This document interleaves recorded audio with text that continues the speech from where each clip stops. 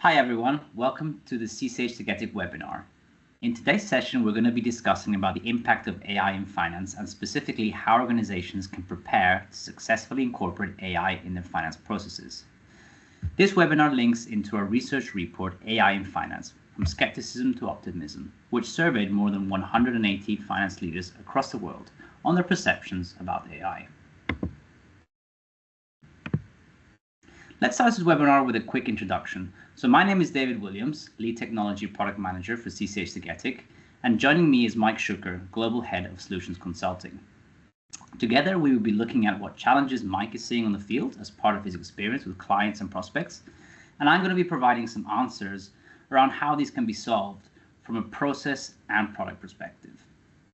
So let's dive straight in. So in 2024, as you might be aware, we carried out a research, AI in Finance, with more than 180 finance leaders across 6 different regions globally. This really highlighted a key trend occurring in the Office of Finance. Finance leaders are shifting their mindset. The majority no longer asking why or if they should invest in AI, but rather when and how.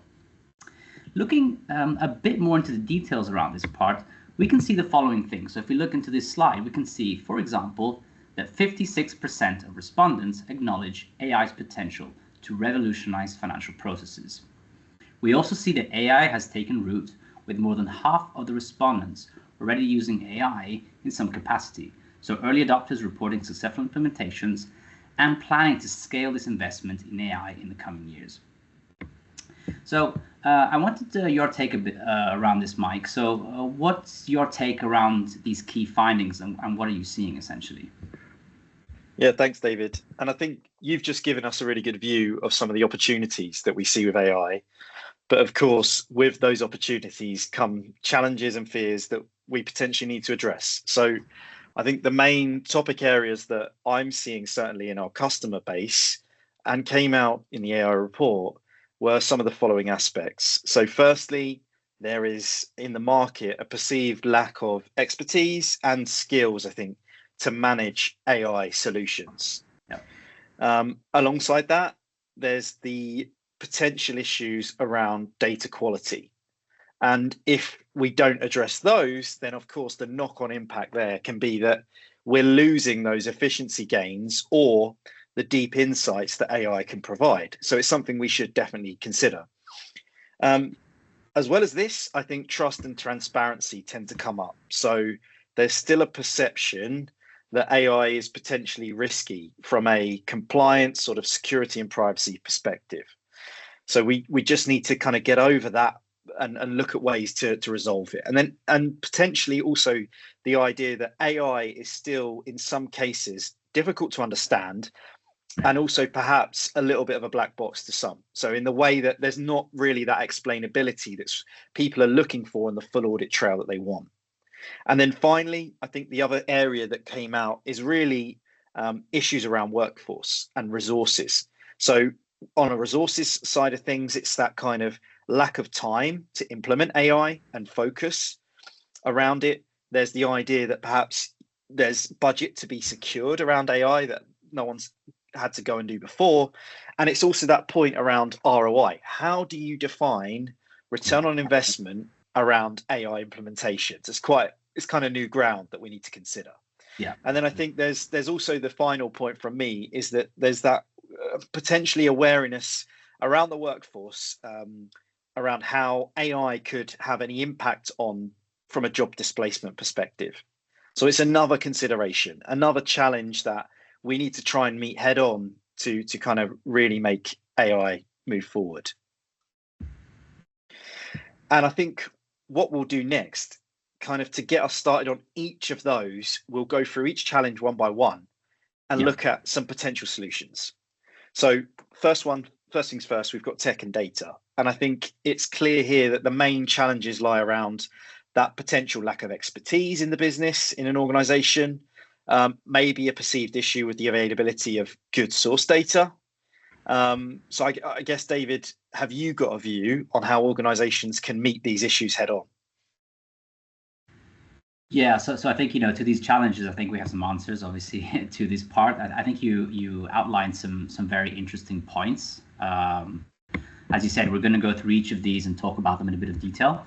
But I wanted to start talking about the tech and data point, right? So we obviously need to find answers to these challenges. So as you can see, they've been outlined in this research as important topics.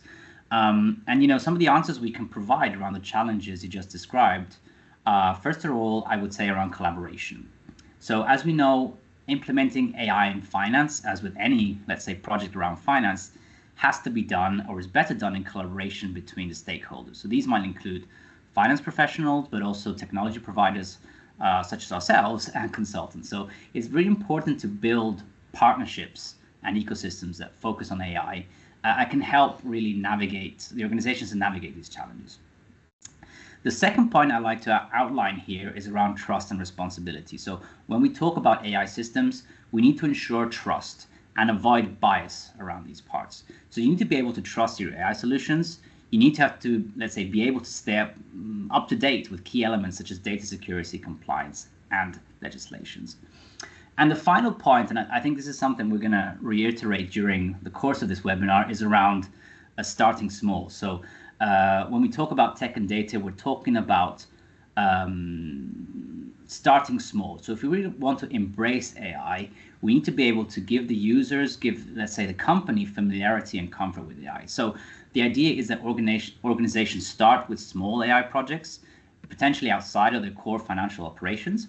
And what this allows us is basically for experimentation and learning. So before diving into the more comprehensive AI applications, our idea is to start small. So start with small projects and then scale up. And I think by tackling these challenges head on, we can really get a grip on what seem to be perceived issues around tech and data. So hopefully that answers, let's say, the challenges we have in this area. Yeah, I think it really does, David. And I can't say that I disagree on the point around starting small, because a lot of clients and organizations that I've been speaking with, they're seeing this as a great way to kind of help them lay out success criteria, measure the results for then kind of moving into an area of further expansion of AI and for other business cases. So our next challenge is around trust and transparency. And I think to reiterate here, the main perceived challenges lie in security risks, potential privacy concerns, and that lack of transparency in what AI is producing.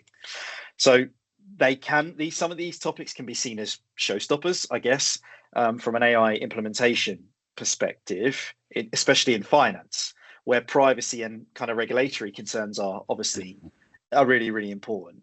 Have you got a view on this side, David, from a kind of an answer to this topic? Well, yeah, I mean, like you said, trust and transparency it's really at the forefront of everything we do in terms of finance.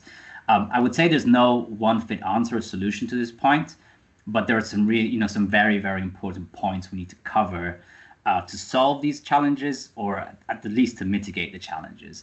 I would say first and foremost, what we need to do is to plan for organizations to have a responsible AI implementation. So what I mean is, as we mentioned in the previous slides, we need to take into account data privacy, security, transparency, and the explainability of the AI algorithm. So this is something I'm going to talk about later on, but it's important that essentially we ensure that everything is private and secure. And talking about privacy and security, we know that companies, they're often concerned, and rightly so, about the sensitive data when using AI, and especially generative AI. So, common concerns around this part, could relate to, for example, hacker access, data privacy compliance, user data rights, and so on. So, this is something, as you know, from a CCH Tagetik perspective, we take very seriously in our solution. So, we aim and we strive to ensure trust in our AI solutions, as with everything else we do. So just to give you some examples. So for example, when we're talking data ingestion in CCH Tagetik, this is user controlled. So it's the users who are deciding what data trains the application, and we don't allow, let's say, the access of unauthorized data inside here. Second point is around data security. So we implement state-of-the-art data security. This might be encryption, access controls, regular security audits to protect the data within CCH Tagetik. We strictly adhere to data privacy, so GDPR, for example, case in point, which we obviously cover from our perspective. And as with everything in Tagetik, again, we always ensure data rights management. So users can only query and access the data based on the user permissions. The other point here is a very interesting point, is around what's called AI hallucination. So this is a new term in certain sense. So just to explain what it means, is essentially issues which arise when an AI language model provides a response which might be factually incorrect, irrelevant, nonsensical, as an answer to a user prompt. So these hallucinations, as they're called, they might be based on limitations on the model, so how the model has learned, their contextual learning, issues or biases in the training data, or maybe the tendency to generate high probability but incorrect answers. So from our, let's say, our generative AI model, Ask AI, which is the one that we support, we tackle this issue by ensuring that all responses which are provided by our model are always factually checked against our data structure and our data model to basically exclude answers which do not fit into this concept, as it were. And as I mentioned before, the final concept, which I think really underpins our AI strategy, let's say, is around explainable AI. So what does this mean? This means that all of the answers, recommendations which are made by our AI models, they're essentially complemented with explanations on why this conclusion was reached. So this is really essential from the point of view of risk assessment, mitigation, because these recommendations, so I might have a recommendation which has an effect on the company's strategy, ultimately the outcomes. So what we need to ensure is that every decision which is recommended by AI must be explainable. And I think this contrasts a bit with so-called black box approach, where the decisions are recommended, but there's no reason why this recommendation was reached. So really these are some of the answers that we have around trust and transparency, which again should hopefully help to alleviate some of the challenges which are perceived around this part. Thanks, David. Yeah, I think that's definitely helpful. I know in some of the conversations I had, transparency and audit trail, as I pointed out, were the two topics that came up time and time again. Just being able to see, based on output reporting, what's come from an AI-based decision versus come from a user, and being able to make that distinction and show maybe the drivers that have ended up with us landing at that result is really, really important. So our next topic that needs consideration is resource challenges. So with any technology implementation, we're all aware that there's a potential drain, especially in finance, on the key finance SMEs' time. So we need them to mold the technology to the organization's processes, and we need those skilled individuals with knowledge on AI to be able to determine what's actually possible in that organization. So in addition to any potential skills gap, there is a point as well that it can be quite difficult to measure ROI in the context of AI investments. Yeah. So that puts some pressure on us, on organizations, I guess, getting a green light for further budgets or expanding the use of AI solutions. So David, have you got a view on how we can best kind of tackle some of these resourcing challenges?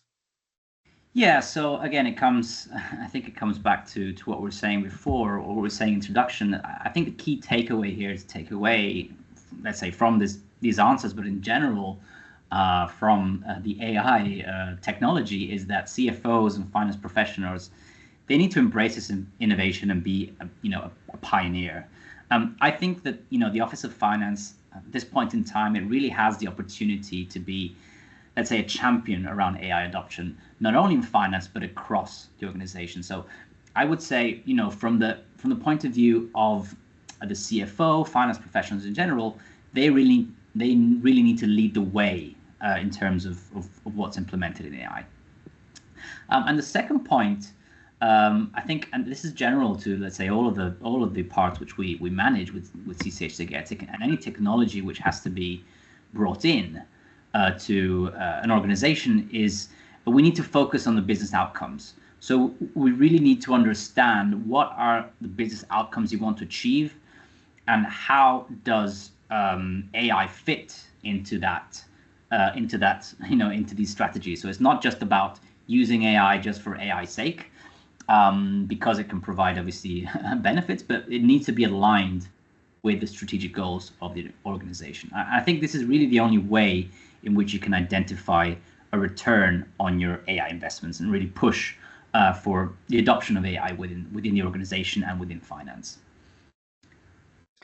Thanks. And I think the final area or final challenge that we need to kind of consider here is around the impact of AI on the workforce. So obviously within kind of the finance professional community, like many other communities, there's a potential fear that AI might displace certain jobs and replace people. So it's a common concern in general when new technology hits the market. But ultimately, I think the final goal of these technological innovations is to improve people's lives rather than replace the value that they bring to a process. So maybe we need to understand AI or see it more of a kind of as a digital assistant versus something that's, I guess, completely autonomous, taking over and completing finance tasks for us. But David, have you got kind of a view on how organizations can handle some of these concerns with their employees? Yeah, I think this comes to what I was talking about before. So I think here the key message, the key thing we need to achieve, the key advice for finance leaders is that we need to address employee concerns and we need to promote their buy-ins. If you think about it, it's really normal for employees to have fears and concerns about AI as a new tool, as with any other new technology, because they might be wary about the impact that this might have on their jobs. So I think what finance needs to do in this sense is to really be able to effectively communicate what the benefits are. So I think the employees, they need to feel involved in the AI journey. They need to feel AI as a valuable tool that enhances their work rather than replace it. So I think this concept around enhancing rather than replacing is the real important part here, because essentially, coming to my second point, what we need to promote in terms of AI within the company is for AI to be seen as a co-pilot rather than, let's say, an autopilot. So it's not a question about replacing what you can do. It's a question about automating repetitive tasks, time-consuming tasks, and really to support the finance professionals. So we need to be able to free up their time for more strategic, value-added work. But I think the important part here is that the finance professionals need to remain the pilot around this part. And I think coming to this part, and this is something we talked about before in the previous slides, I think it's also important to really foster within the company a culture of change management.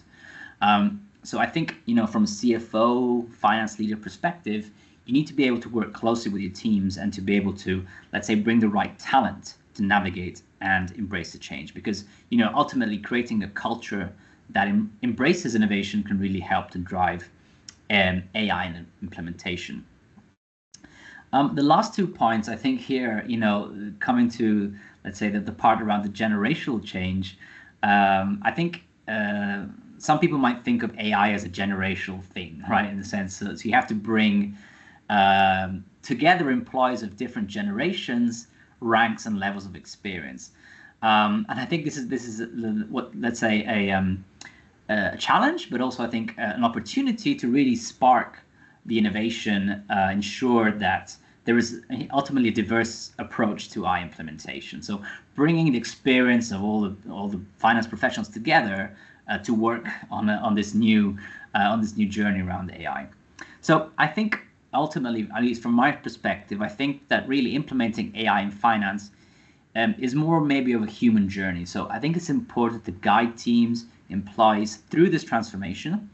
And I think it's important to help them to understand that AI is meant to improve their work. So it's not meant to replace their work, it's meant to improve their work. It's really a practical tool that is going to enhance efficiency, accuracy, and insight. So I think these are the kinds of let's say, answers that we can provide in terms of workforce impact and job displacement, which of course can be seen as a concern for many people working in an organization. That's great. Thanks, David. And I think we're now kind of moving into a slightly different angle here. So we've looked at the upside from AI and some of the common fears and challenges. But really, what we're here to also do is think about how can we concretely bring AI into the finance organization and the processes within that organization. And so we're here to look at kind of a practical framework, let's say, for AI adoption, which is basically a step-by-step process of how you could potentially embrace AI in your organization. And I think between you and I, we'll try and explain each of these individual steps that organizations can take alongside perhaps some of the experience that we've gathered from implementations that are currently in flight. So I'll let you take the first one, David, around prioritizing, defining and prioritizing business goals. Yeah, thanks, Mike. I mean, obviously, what we're talking about here is a framework. So it's not potentially every company has its own, let's say, way of working. So what we're striving to provide here is a framework that can potentially be adapted to organizations. But as we know, every organization is slightly different. But I think hopefully with these, paths or these steps, we can help you to move along in your journey. So again, let's start talking about the business goals. And again, this is something we mentioned before around making sure that everything that underpins AI is linked to business goals. So the first step I would say around this part is really to define and prioritize business goals. So really, before implementing AI, I think it's really essential to clearly understand what are the business needs that you want to address. So what challenges are you trying to solve, and how do you think AI can help in this space? So really, the questions that need to be answered around this part is, what opportunities could AI present, and which teams will be impacted by AI? So by defining the specific objectives, this allows you to create targeted strategies and ultimately then to measure the success of your AI project. So I think really in this sense, AI should be a means to achieve a tangible result. So it's not really an end in itself, but it's something to achieve a result. And specifically talking about finance software, which is where we're landing here, I think it's essential to clearly identify what you want to achieve with AI in your software. So this could be, for example, improving financial forecasting, automated KPI tracking, or optimizing resource allocation. So these are some, let's say, some use cases where you might have some specific business goals you want to achieve. Once you've selected these use cases, you can then choose how you want to drive this forward. So you can use predictive analytics for revenue, expense forecasting. You can use AI-driven scenario planning, automated performance reporting, insights, anomaly detection, and so on. So let's say the tools and what can be provided from the AI perspective has to be aligned to the objectives and priorities of the organization. So this is the first step, let's say, in our framework. Coming to the second step, I think here maybe, Mike, you might have some insight also from this side around the data infrastructure field part, let's say. How would you say, given your experience in the field, or what would you say are some best practices that we can put into place when addressing or assessing the data infrastructure that needs to be made ready for AI? Yeah, this is a tricky one, but I think data quality I see is ultimately the foundation of any AI implementation. We have to get that right. So I think it's really important that we conduct a pretty thorough assessment of the type, the quantity, and the quality of the data that's available within the organization, because incomplete data or inaccurate data, that starts to undermine the results that we get from AI.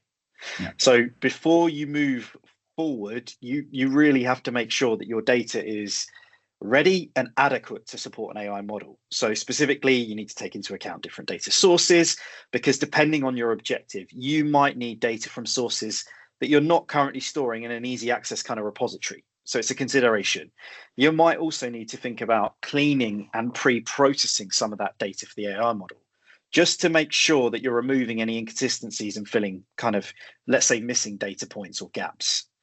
So availability of data, quality integration, these are all key, because ultimately large amounts of high quality data will allow the AI model to perform to its best. And I think carrying out a data dictionary type exercise can help to document all of your different sources, including the granularity that you've got available to you. So in a solution like ours in CCH Tagetik, some of the core capabilities that we have in AI really do revolve around this data management point, just because it's such a crucial element in the context of financial reporting and just wider AI application. So I think you should be looking to your existing provider to determine if they can help you to plug some of those data gaps and validate any new ongoing data that you're going to be importing into your solution, harmonizing potentially unstructured data.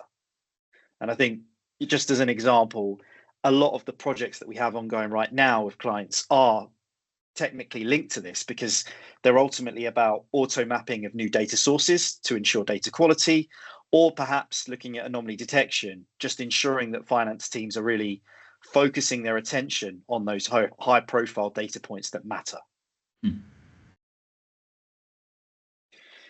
So we'll look at our next topic now, which is about how you ensure that you're choosing the right AI model. And I think this follows on quite nicely from the data infrastructure assessment, because of how important it is. And I think ultimately not all AI solutions are the same. There's different types of models that we know, and each of those have their own strengths. So whether we're looking at machine learning, deep learning, or other technologies, I think it is very important that you choose a model that sort of best fits the specific needs that you have or the use case that you're interested in. And I think this step often requires potentially consulting external experts just to help you to ensure that you're aligning the features of that model with the business goals that, David, you talked about earlier, because it's such a key connection that we have to make. Absolutely. And I think in this arena, a best practice is to start thinking about building a POC. Small in scale, but I think a proof of concept with AI allows you to test performance on smaller limited use cases. You'll train the model using historical data. You can iterate that model, fine tune its accuracy, and kind of evaluate the output.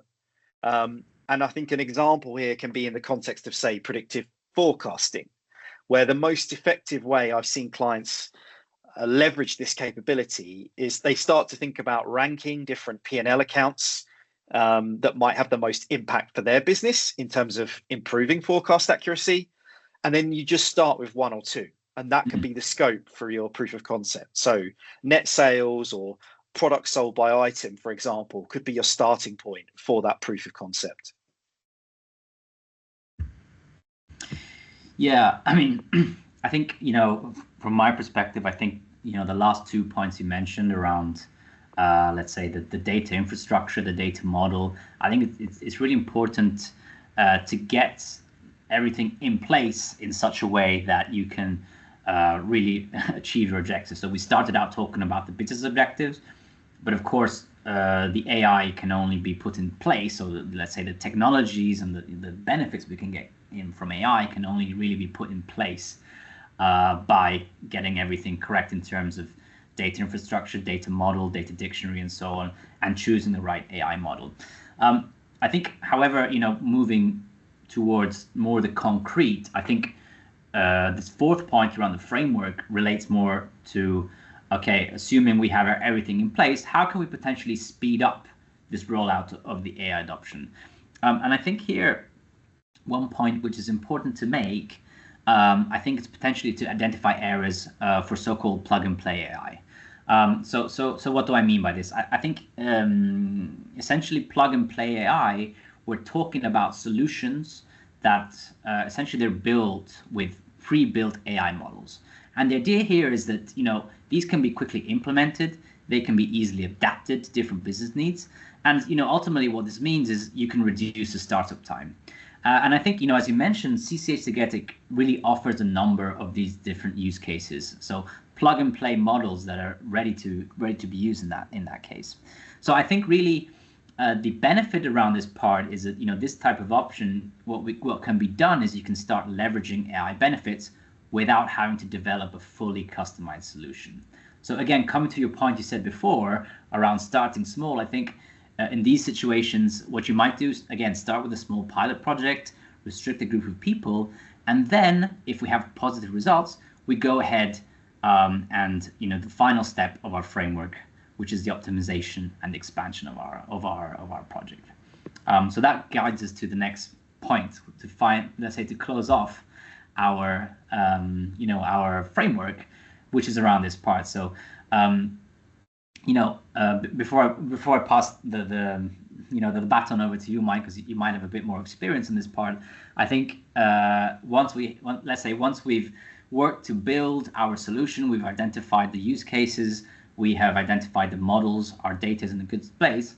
I think the final point really where we need to then work is on deploying and scaling this model. So this is the final part, let's say, of our framework, where let's say we're deploying and scaling the model across the business. So again, I'd like to know also, from your side, given your experience, what are your thoughts around this? What are the best ways, best practices, and so on to deploy and scale solutions, AI solutions in this case, across our customer base? Yeah, thanks, David. I think, to be honest, the key point I see here is that even once AI is implemented, it's really, really important that you continuously monitor and tweak and optimize your processes around that AI solution. Yeah. So ultimately, we know AI is a very, very powerful tool that can be implemented, and it can make operations more efficient and drive insights. But I think the full potential is only realized ultimately when it's nicely integrated into your existing processes and tweaked based on feedback. So you need to be thinking about continuous improvement. It's not a one-time exercise when you do an AI implementation. And I think in terms of best practices for scaling that AI adoption, you're normally thinking about activities like rolling out your user training, you're expanding whatever you've already implemented to cover a greater scope. So in the example of predictive forecasting I gave, you might be slowly starting to roll the model to other areas of your P&L. So if you've focused on revenue to start with, you might be considering to test it among a few cost lines, if that's another important driver for your business. But I think all the while you're optimizing those AI models, and you're kind of periodically having that review point to look at the performance of the model and the ongoing suitability. Let's face it, right? These are pilots and POCs to start with. So we need to continually check that and think about the feasibility. And I think with any finance transformation journey, you still need to think about change management and governance, because having that in place is pretty vital, I think, to a successful rollout. And then also that appreciation that you may need to work with consultants or perhaps industry experts who can kind of help you to maximize the AI value in the context of your market or industry vertical that you're working in, so that you really do see the kind of best possible business outcomes. Yeah, I think, this is a good point. That you mentioned around the finance transformation journey. So, the adoption of AI is really a journey. As we're going through this framework, it's really important ultimately to adopt a change management government process in such a way that you can really leverage everything that AI can bring to the table in this case, always remembering to be aligned with the business objective. So I think that's really key around this whole webinar, and I think around the framework we're talking about. We always need to keep in mind the business objectives and where we want to get to in terms of our strategy and how AI can help along that journey. Okay, so I think we're coming to the end of this webinar. So so hopefully we've managed to discuss a bit of the challenges and answers and provide you with a framework around how we can move essentially from the skepticism to optimism. If you're interested in exploring more findings on this part, you have a QR code here in the slide that we're presenting, so you can download this directly for on your PC and use it, or you can obviously find this in our website and our social medias. So I just want to wrap up. Obviously, thank Mike also for his perspective, and hopefully this session has provided you with useful overview frameworks on how you can really incorporate AI into your entire business workflow. So I think if you're interested on exploring more on this topic, so how AI applications can really positively impact your finance processes, feel free to get in contact with us. So as always, we're here to support you in your AI journey. And with that, I'd like to thank you very much for attending this webinar, and hopefully, we'll see you at one of our upcoming events.